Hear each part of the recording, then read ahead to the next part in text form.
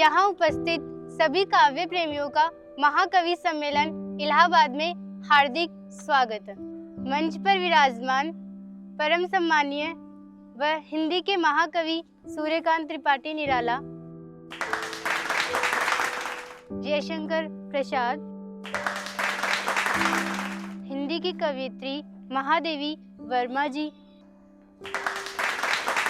और धरती के धनी कवि सुमित्रानंदन पंत जी, राष्ट्रभक्त कवित्री सुभद्रा कुमारी चौहान जी व यहाँ उपस्थित सभी काव्य प्रेमियों का महाकवि सम्मेलन इलाहाबाद में हार्दिक स्वागत है। अब जोरदार तालियों के साथ स्वागत कीजिए हिंदी की कवयित्री सुभद्रा कुमारी चौहान जी का।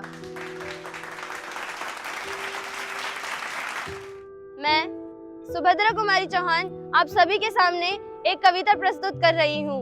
चमक उठी सन 57 में वह तलवार पुरानी थी, बुंदेले हर बोलो के मुँह से हमने सुनी कहानी थी। खूब लड़ी मर्दानी वह तो झांसी वाली रानी थी, वह तो झांसी वाली रानी थी। अब मैं मंच पर आमंत्रित करना चाहूंगी कवि जयशंकर प्रसाद जी को। मैं जयशंकर प्रसाद आप सभी के सामने एक कविता प्रस्तुत कर रहा हूँ। नारी तुम केवल श्रद्धा हो, विश्वास रजत नग पग तल में, पीयूष सोता सी बहा करो जीवन के सुंदर समतल में। अब स्वागत है कवि सुमित्रानंदन पंत जी का। मैं सुमित्रानंदन पंत आप सभी के सामने एक काव्य पाठ प्रस्तुत करना चाहूंगा। वियोगी होगा पहला कवि, वियोगी होगा पहला कवि, आज से निकला होगा गान। वियोगी होगा पहला कवि, आज से निकला होगा गान। निकल कर आंखों से चुपचाप, निकल कर आंखों से चुपचाप, बही होगी कविता अनजान, बही होगी कविता अनजान। अब स्वागत कीजिए राम की शक्ति पूजा, सरोज स्मृति, वह तोड़ती पत्थर जैसी कालजयी रचनाएं लिखने वाले हिंदी के महाप्राण व निराले व्यक्तित्व के धनी महाकवि सूर्यकांत त्रिपाठी निराला जी का।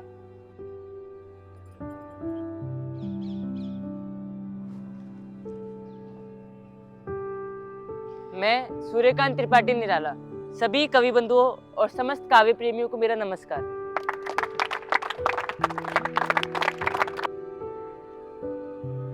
महाकवि निराला जी, आपकी मातृभाषा तो बांग्ला है, तो हिंदी भाषा के प्रति आपका क्या विचार है?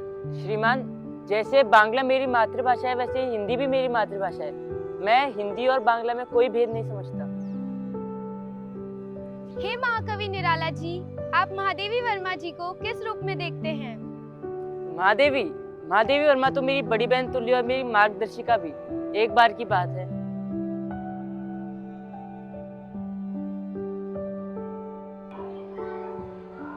महादेवी, बहन महादेवी।